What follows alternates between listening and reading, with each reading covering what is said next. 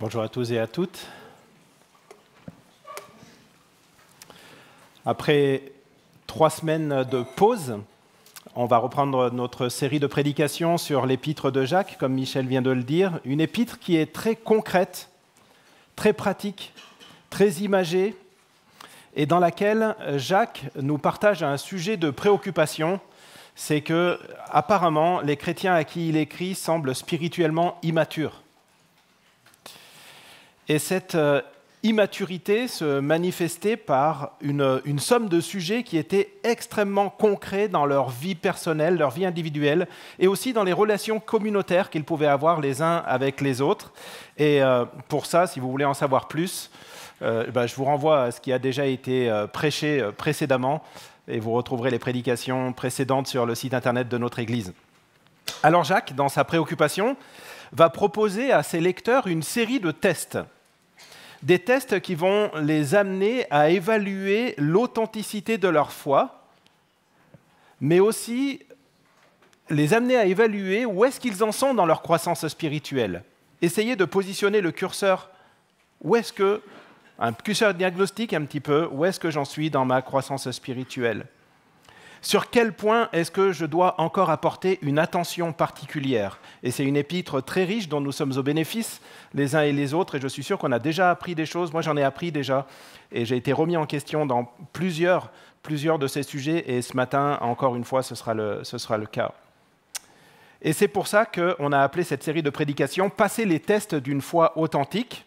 Et si vous connaissez un petit peu cette épître, vous savez que l'un des tests les plus connus que Jacques soumet, et qu'il a déjà abordé dans le premier chapitre, on ne va pas lire ce verset, mais dans chacun de ces chapitres, il aborde un petit peu de ce test-là, mais en particulier dans le premier chapitre, il a déjà abordé ça, c'est celui de la langue, le test de nos paroles. L'épître de Jacques est particulièrement connue pour ça, et je vous invite sans plus tarder à ouvrir vos Bibles dans Jacques au chapitre 3, et on va lire les versets 1 à 12 ce matin pour la présentation de ce test. Et c'est à la page 797 des Bibles qui sont dans les bancs devant vous. Jacques 3, versets 1 à 12, page 797. Le texte s'affiche, mais je vous encourage vraiment à le garder devant vous. J'y ferai référence régulièrement pendant la prédication. Ne soyez pas nombreux à vouloir devenir des enseignants. Car vous le savez, mes frères et sœurs, nous serons jugés plus sévèrement. En effet, nous trébuchons tous de bien des manières. Si quelqu'un ne trébuche pas en parole, c'est un homme mûr, capable de tenir tout son corps en bride. Quand nous mettons le mors dans la bouche des chevaux pour qu'ils nous obéissent, nous dirigeons ainsi leur corps tout entier. Voyez aussi les bateaux. Même très grands et poussés par des vents impétueux, ils sont conduits par un tout petit gouvernail, là où le pilote le veut. De même, la langue est un petit membre, et elle peut se vanter de grandes choses. Voyez comme un tout petit feu peut embraser une grande forêt. La langue aussi est un feu. C'est le monde de la méchanceté. Ainsi, la langue se trouve parmi nos membres. Elle souille tout notre corps et enflamme le cours de notre existence, étant elle-même enflammée par l'enfer. Toutes les espèces de bêtes, d'oiseaux, de reptiles, d'animaux marins peuvent être domptées et ont été domptées par l'homme. La langue, en revanche, aucun homme ne peut la dompter. C'est un mal qu'on ne peut pas maîtriser. Elle est pleine d'un venin mortel. Par elle, nous bénissons Dieu notre Père, et par elle, nous maudissons les hommes faits à l'image de Dieu. De la même bouche sortent la malédiction et la malédiction. Mes frères et sœurs, il ne faut pas que tel soit le cas. Une source fait-elle jaillir par la même ouverture de l'eau douce et de l'eau amère? Un figuier, mes frères et sœurs, peut-il produire des olives ou une vigne des figues? De même, aucune source ne peut produire de l'eau salée et de l'eau douce. C'est un texte qui est difficile à enseigner. Se présenter devant vous, je vous avoue, je suis la tête basse, je regarde un peu mes baskets En faisant ça, il faut avoir du cran pour se présenter, mais on se réfugie dans la parole et dans la grâce de Dieu pour présenter ce genre de texte. Lorsque l'on m'a proposé, il y a bien des années de ça maintenant, de m'essayer à la prédication, je vous assure que j'étais terrorisé par ce premier verset. Terrorisé. Je le relis. Ne soyez pas nombreux à vouloir devenir des enseignants, car vous le savez, mes frères et sœurs, nous serons jugés plus sévèrement. Qui voudrait exercer un ministère qui va vous consommer un nombre d'heures considérable, qui va vous stresser, qui va vous soumettre au jugement des hommes, et tout ça pour à la fin être jugé plus sévèrement par Dieu. L'offre d'emploi est lancée, candidatez, allez-y. Et ça paraît complètement fou, en fait. Mais je crois que c'est important de comprendre quelle était l'intention de Jacques en donnant ce premier verset. Et son intention n'était pas de faire peur. Son intention était de responsabiliser ceux qui enseignent, parce qu'il y a une responsabilité à ça, qui est liée à cet enseignement. Et j'aimerais, pour comprendre encore un peu mieux peut-être, cet avertissement sérieux qui est lancé au premier verset, j'aimerais donner un peu de contexte à cet avertissement. Jacques écrit à une période où les personnes qui étaient en charge de l'enseignement religieux du peuple étaient appelées des spécialistes de la loi. Des spécialistes de la loi. Et à cette époque-là, lorsque l'on devenait spécialiste de la loi, on obtenait une position qui était très convoitée. On était admiré, on était respecté. Quand vous deveniez spécialiste de la loi, vous obteniez un rang social, vous étiez quelqu'un dans la société. Donc, contrairement à ce qui se passe aujourd'hui, où il semble y avoir une sorte de crise des vocations, à l'époque, ça se poussait au portillon pour devenir spécialiste de la loi. Les gens se bousculaient pour candidater. Il y avait beaucoup de personnes. Et c'est pour ça aussi que Jacques dit dès le début, ne soyez pas très nombreux à vouloir devenir enseignants. Ils étaient nombreux à vouloir devenir spécialistes de la loi, mais pas pour les bonnes raisons. Jésus, qui était contemporain de Jacques, puisque c'était probablement le demi-frère de Jacques, a passé son ministère sur terre. C'est impressionnant quand on relit les évangiles d'être confronté à ça. Mais il a passé son ministère sur terre à être en conflit avec ces personnes. Et je vous cite simplement ce texte de Matthieu 23, et en particulier les versets 2 et 3 de ce texte, où Jésus explique pourquoi il était en conflit avec ces personnes. Et voilà ce qu'il dit au peuple. Les spécialistes de la loi et les pharisiens se sont fait les interprètes de Moïse. Moïse était l'homme à qui Dieu avait donné la loi. Et donc, en fait, les spécialistes de la loi étaient en charge de retransmettre les enseignements que Dieu avait donnés. Tout ce qu'ils vous disent de respecter, faites-le. Et respectez-le. Mais n'agissez pas comme eux, car ils disent et ne font pas.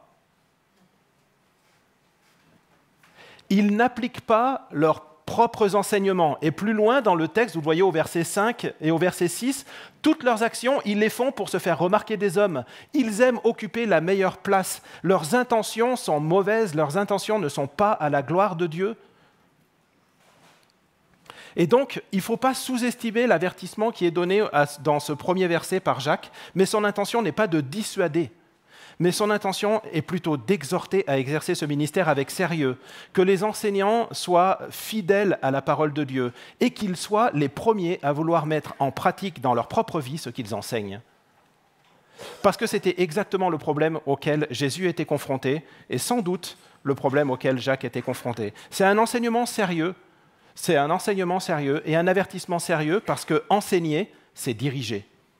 Enseigner, c'est diriger. Et soit on dirige selon la parole de Dieu, et ça peut être une véritable bénédiction que d'avoir des enseignants, dans l'Église en particulier, qui conduisent conformément à la parole de Dieu. Et ça peut être terrible, un cataclysme, que d'avoir des enseignants qui sont divergents par rapport à la parole de Dieu, parce qu'ils perdent le peuple.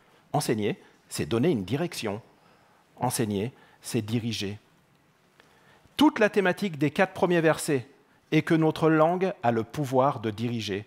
Et c'est évidemment particulièrement vrai des enseignants de la parole qui portent donc une responsabilité particulière. Et quand on lit ce verset, on pense à juste titre aux prédicateurs qui enseignent l'Église rassemblée lors des temps de culte, et c'est normal et c'est complètement légitime, parce qu'évidemment, le poids de nos mots, nous qui sommes prédicateurs, s'adresse à l'ensemble de l'Église qui est rassemblée, donc il y a un poids particulier. Mais je crois que ça concerne aussi les groupes de semaine, le groupe de jeunes, lorsque l'on est moniteur d'école du dimanche, lorsque l'on enseigne les dames, à chaque fois que l'on transmet la parole de Dieu, y compris même dans le cadre familial, à nos enfants. Combien de fois, et je pense qu'on pourrait être de nombreux parents à pouvoir témoigner de ça ici, combien de fois est-ce que nos enfants nous ont repris en disant « Tu nous enseignes des choses que tu ne t'appliques pas à toi-même » C'est ce que Jésus disait des spécialistes de la loi. Hein. Exactement ça.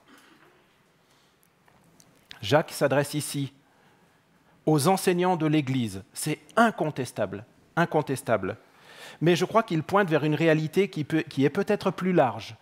Lorsque nous transmettons et expliquons la parole de Dieu, quel que soit le cadre, nous devons le faire avec sérieux, nous devons le faire avec droiture, et nous devons le faire avec le désir de l'appliquer à nous-mêmes en premier. Nos paroles enseignent. Nos paroles ont un poids, et ça va être vraiment un gros sujet de cette prédication. Et le challenge, c'est qu'elles proviennent de la bouche de pécheurs. Nos paroles sont puissantes, et elles ont été placées dans la bouche de pécheurs. Et c'est face à cette réalité que Jacques nous place tous.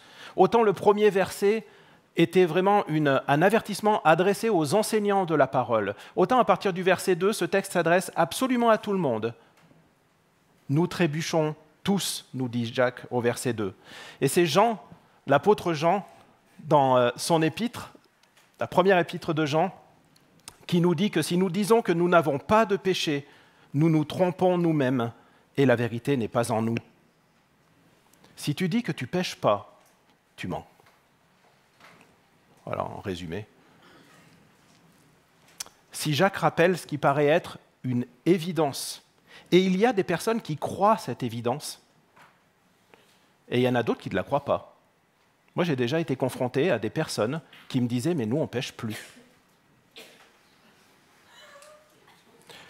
Des personnes qui ont assisté à nos cultes et qui sont venues me voir à la fin d'une prédication où j'avais rappelé cette évidence et qui m'ont dit « mais on ne comprend pas, parce que nous, on ne pêche plus ». Et en fait, c'est terrible, parce que le jour où ils vont se rendre compte de cette évidence, parce que c'est une évidence que la parole de Dieu à laquelle nous confronte la parole de Dieu, ça va être horrible, et ça va être horrible. Imaginez, l'un seul des deux du couple se rend compte de ça. Comment est-ce qu'il va voir l'autre, et comment est-ce que l'autre voit la pérennité du couple? Et vous savez, je tremble à l'idée de me dire que cet enseignement-là leur a été donné par quelqu'un qui les a enseignés, et qui les a envoyés dans le champ, comme on dit, complètement dans le fossé. Et c'est terrible. La maturité chrétienne se reflète dans la maîtrise de nos paroles. Et Jacques va aller plus loin à la fin du verset 2. « Si nous maîtrisons notre langue, c'est l'ensemble de notre corps que nous tiendrons en bride. » Vous avez vu le côté massif que Jacques donne ici. Regardez le texte à la fin du verset 2. C'est tout votre corps que vous arriverez à tenir en bride si vous tenez votre langue. Et il aborde ici un point important qu'il va illustrer dans les versets 3 et 4. Parce que notre langue a un pouvoir directeur sur l'ensemble de notre être. Et autant j'en étais conscient, autant ça a été vraiment un rafraîchissement pour moi dans la préparation de cette prédication. C'est la puissance directrice d'un si petit membre. Combien est-ce que ça peut être massif? Et en donnant l'exemple du mors dans la bouche d'un cheval et du gouvernail d'un bateau, Jacques insiste sur le côté qui est disproportionné de l'effet d'un si petit membre sur l'ensemble de notre corps, sur l'ensemble de notre être. Vous avez déjà observé un cheval? C'est un animal qui développe une puissance énorme. La musculature d'un cheval m'impressionne. Et quand vous le voyez galoper, vous vous dites qu'il ne faut pas être sur sa route. Et pour diriger cette puissance, il suffit de bien savoir maîtriser un petit cylindre en cuir qui s'appelle un mors, qui est placé dans la bouche du cheval et qui fait 15 cm. Je me suis renseigné, je suis devenu un expert en monde équestre. 15 cm.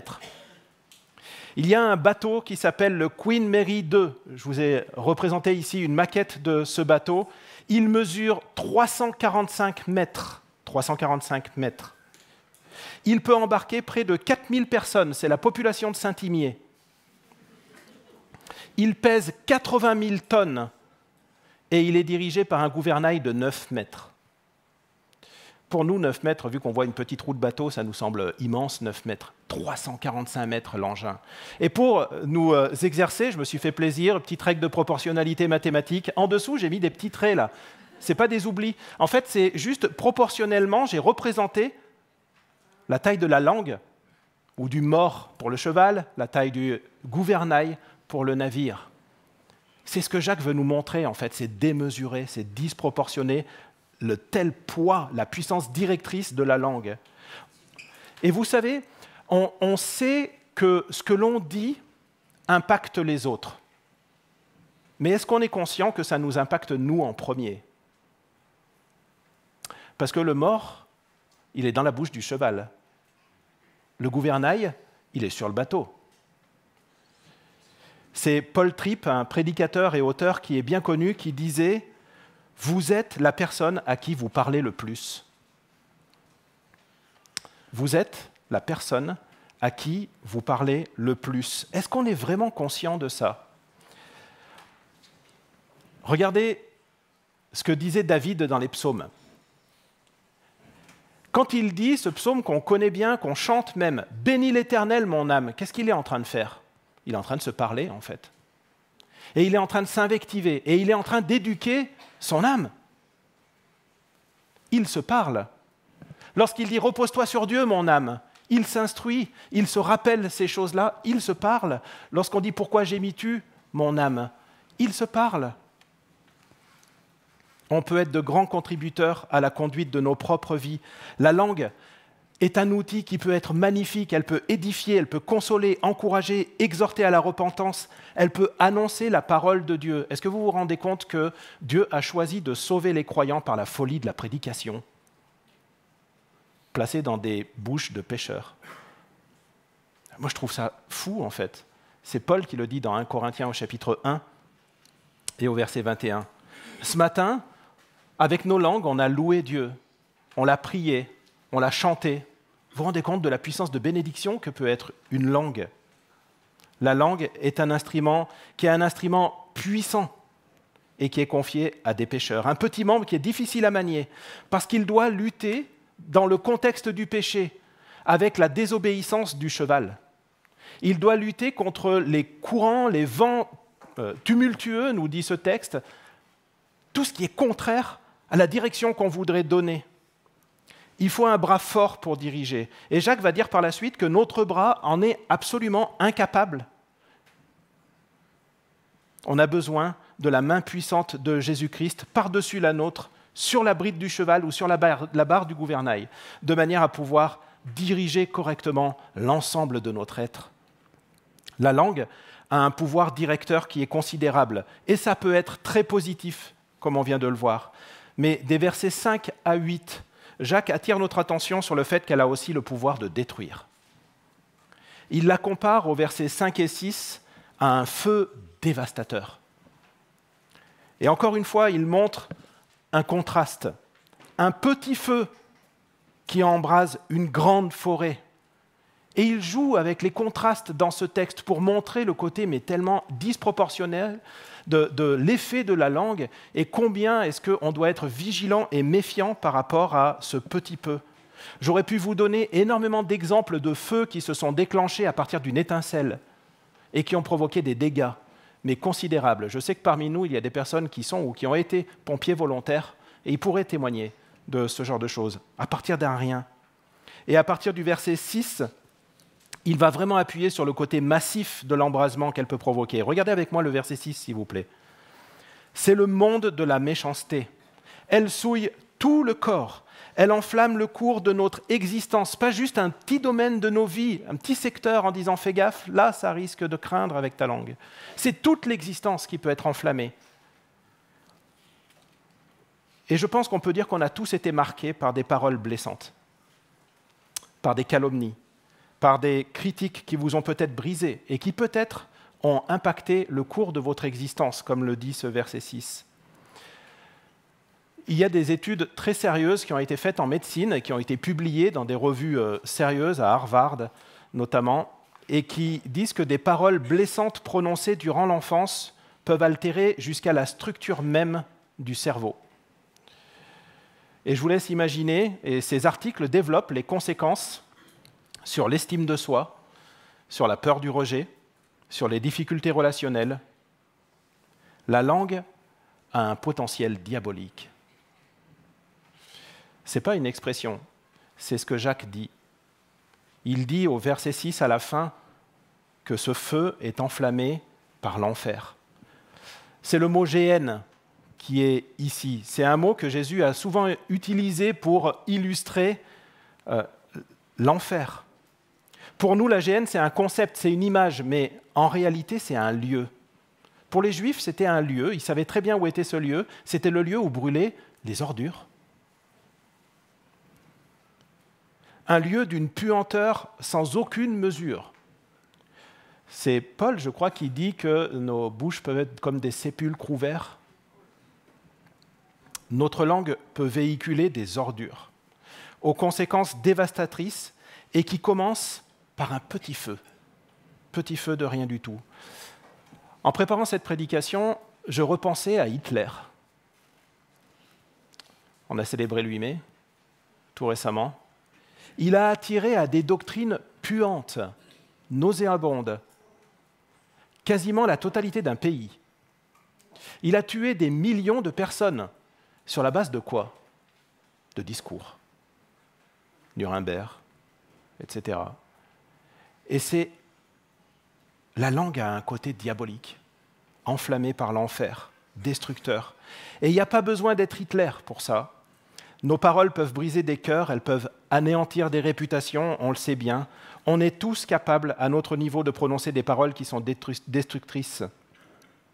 Et en disant que la langue nous souille, Jacques ne fait que reprendre les enseignements qui avaient été donnés par Jésus lorsqu'il disait dans Matthieu 15 « Ce n'est pas ce qui entre dans la bouche de l'homme qui le rend impur, mais c'est ce qui sort de la bouche.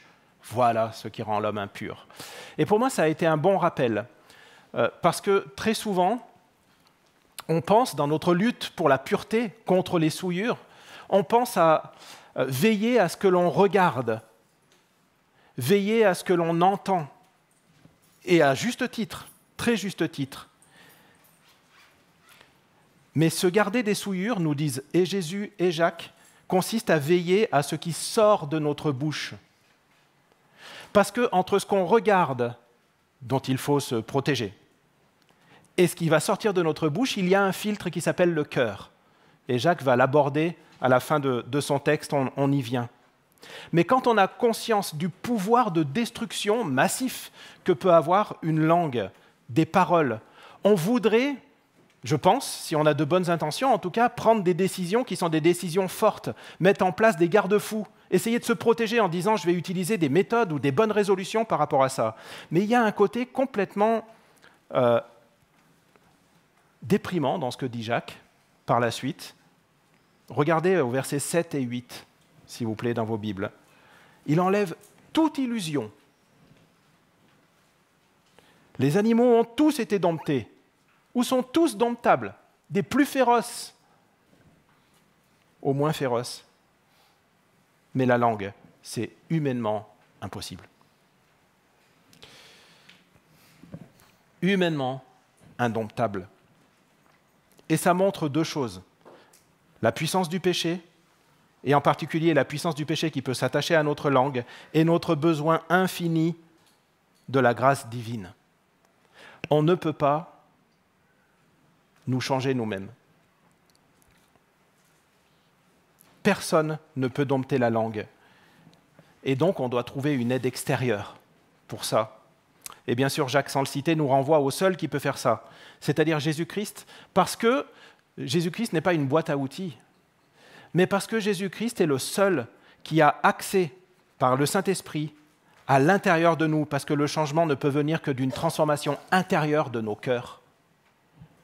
Et il est là le remède. Et c'est ce que Jacques aborde des versets 9 à 12. La langue a le pouvoir de diriger et de détruire, et son utilisation révèle nos cœurs. Ne sous-estimons pas cette puissance qui, si elle est bien orientée, peut être mise au service de la bénédiction. Et en particulier, dans le livre des Proverbes, il y a une quantité de proverbes qui sont attachés à des enseignements liés à la langue. Et c'est très intéressant, j'en cite que 2, Proverbe 10, verset 11. « La bouche du juste est une source de vie. » Proverbe 13, verset 14. « L'enseignement du sage est une source de vie pour détourner des pièges de la mort. » On peut apporter la vie par nos langues. Est-ce qu'on est conscient de la puissance, du pouvoir que peuvent avoir nos paroles ? On peut apporter la vie par nos langues. C'est un potentiel bénissant. Et on a déjà parlé du fait que quelques mots d'encouragement peuvent rebooster, qu'un bon conseil peut être décisif pour l'orientation de toute une vie. Et Jacques le dit, elle a un pouvoir de bénédiction, la langue. Au verset 9, au verset 10, il va parler de bénédiction. Il va dire qu'elle peut se comporter comme une eau douce, une eau rafraîchissante, au verset 11. La langue est un instrument puissant et qui va exprimer d'une façon cohérente la nature de notre cœur.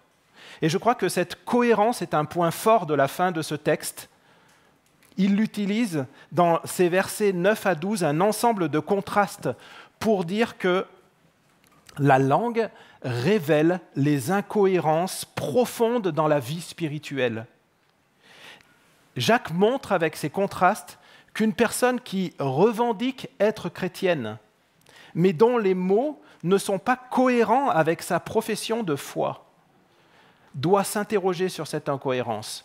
Parce que soit l'Esprit de Dieu n'est pas en lui,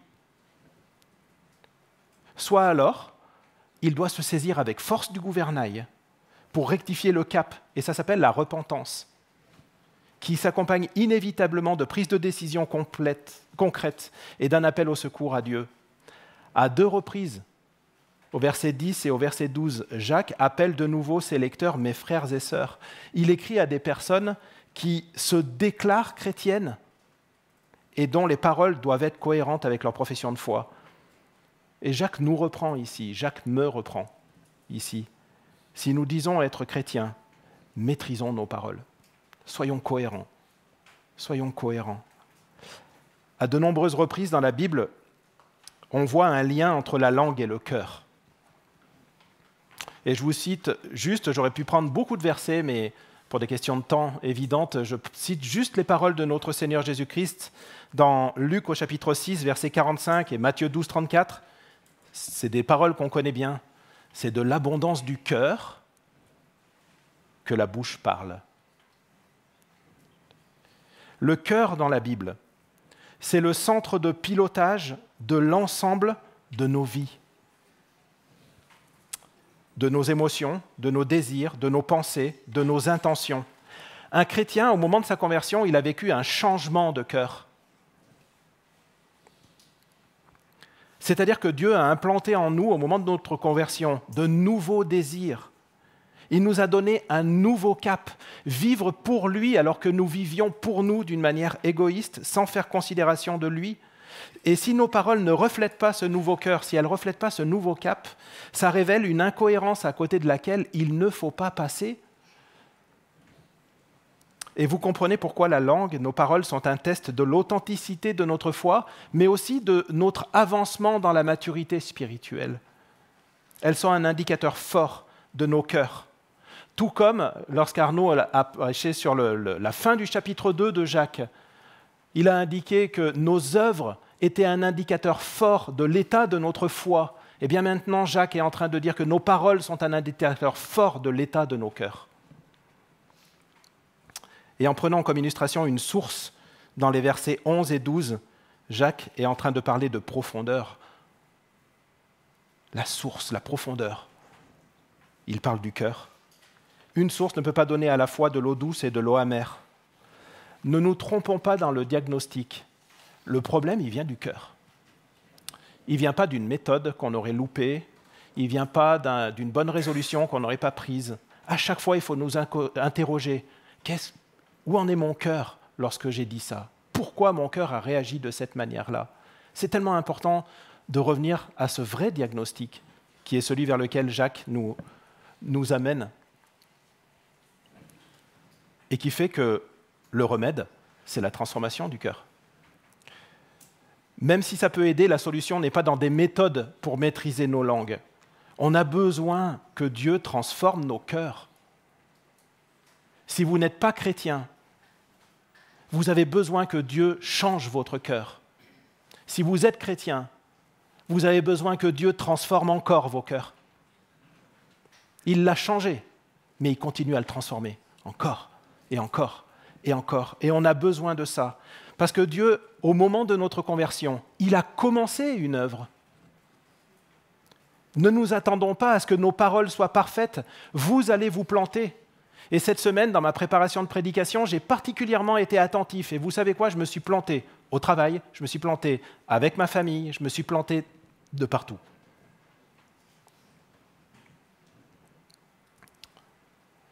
Dieu a commencé une œuvre et il la poursuit. Et ça s'appelle la sanctification. Cette sanctification, elle permet la poursuite de cette transformation.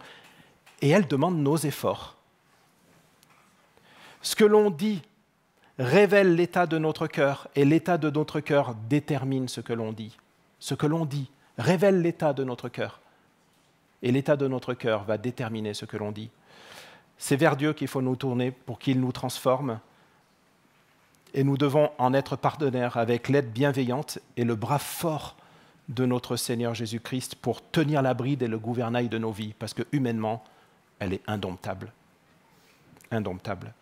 Nous avons besoin de l'intervention de Dieu, parce que cette transformation touche des zones de notre être auxquelles lui seul a accès.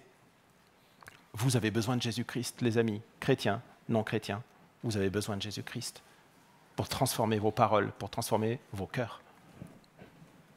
La langue a le pouvoir de diriger, et c'est magnifique. La langue a le pouvoir de détruire, et c'est un avertissement. Et elle révèle l'état de nos cœurs. C'est un outil diagnostique.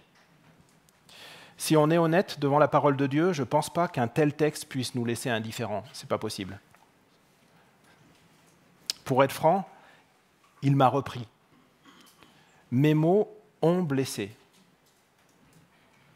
Et je sais qu'ils vont blesser encore. Parfois, j'ai demandé pardon, et parfois pas. Peut-être parce que je n'avais pas conscience de l'impact de mes mots, mais plus probablement par orgueil. Ça me montre combien je suis encore pécheur, et je vous assure, je veux lutter contre ça. Est-ce qu'on va se battre ensemble? C'est parce que la question, ce n'est pas de savoir est-ce qu'on est parfait, vous avez compris qu'on ne le sera pas. Hein. La question, c'est la maturité, c'est viser un cap commun. Ça me montre combien je suis encore pécheur, et ça me montre aussi mon besoin vital de la grâce transformatrice de Dieu. Et je voudrais nous laisser 2 exhortations et un verset. La première exhortation, c'est « Osons nous dire discrètement, avec grâce et avec douceur, mon frère, ma sœur, tu m'as blessé par tes paroles. » C'est pas facile d'aller voir un frère et de lui dire « Mon frère, tu m'as blessé par tes paroles. » Et ce n'est pas facile non plus quand un frère vient nous voir et nous dit « Tu sais, tu m'as blessé par tes paroles. » Mais en ne le faisant pas, on se prive d'une occasion considérable de grandir en maturité et de vivre le pardon. Je prends un risque parce que je ne veux pas m'extraire de la mêlée. Je n'aimerais pas me retrouver avec 25 mails non plus, si c'est possible, mais venez me voir, quoi. Et parce que je ne suis pas arrivé, j'ai besoin de vous pour lutter contre le péché. J'ai besoin de vous. Et si je vous ai blessé, donnez-moi l'occasion de vous demander pardon. C'est ce qu'on est appelé à vivre dans nos relations en Église, mais aussi en famille. Et Jacques veut nous rendre conscients de la puissance de la langue. Elle peut détruire, mais elle peut aussi bénir. des paroles édifiantes, des paroles qui construisent. Et construire, ce n'est pas simplement caresser dans le dos. Parfois, ça peut être reprendre, mais avec douceur, avec tact, avec bienveillance. Mais dire les choses, ça édifie, ça construit, ça bâtit, ça fait avancer. La langue est humainement indomptable, mais on a dit aussi qu'on a un rôle dans notre sanctification. Et en préparant cette prédication, j'ai vu plusieurs conseils très pertinents qui peuvent nous aider, mais pour ne pas nous perdre, je vous en propose un que j'ai gardé pour moi-même. Alors, je ne suis pas un expert en la matière, mais j'essaye. VBU. J'aime bien les petits trucs pratiques comme ça. VBU. Avant de prononcer une parole, pose-toi la question, est-ce que c'est vrai? Est-ce que c'est bon? Et est-ce que ça va être utile? Constructif. VBU. Vous voulez bien retenir ça avec moi? Et m'aider à le retenir. Est-ce que c'est vrai? Est-ce que c'est bon? Est-ce que c'est utile? Ça reprend ce que Paul disait dans Philippiens 4:8 par rapport aux pensées. Que tout ce qui est bon, etc., soit l'objet de vos pensées. Passer par un filtre VBU, vous savez, ça permet déjà de mettre un peu de distance entre nos paroles et le moment où on les prononce, ou le moment où on pense à nos paroles et le moment où on va les prononcer. Ça permet de prendre le temps avant de parler, ça permet de mieux mesurer les paroles. J'ai essayé ce filtre, et parfois je me suis planté. Je me suis planté quand même, donc comme quoi ce n'est pas la solution à tout. J'ai vraiment besoin que le Seigneur transforme mon cœur. Mais je vous assure que ça m'a fait du bien. Ça m'a fait du bien de prendre du temps, de mettre de la distance, parce que les fois où je me suis planté, c'est que je me rends compte que j'ai parlé trop vite. Et je vous encourage à tester ce filtre VBU. Et je vous laisse avec ce dernier verset d'Éphésiens au chapitre 4, 29. J'aimerais que ce soit une punchline, j'aimerais que ce soit un guide pour nous, dans notre semaine, mais bien au-delà de notre semaine. Qu'aucune parole malsaine ne sorte de votre bouche, mais seulement de bonnes paroles qui, en fonction des besoins, et j'aime cette parenthèse, en fonction des besoins, utiles, selon le filtre que je vous ai proposé tout à l'heure, servent à l'édification et transmettent une grâce à ceux qui les entendent. Que le Seigneur transforme nos cœurs et bénisse sa parole dans nos vies. Amen.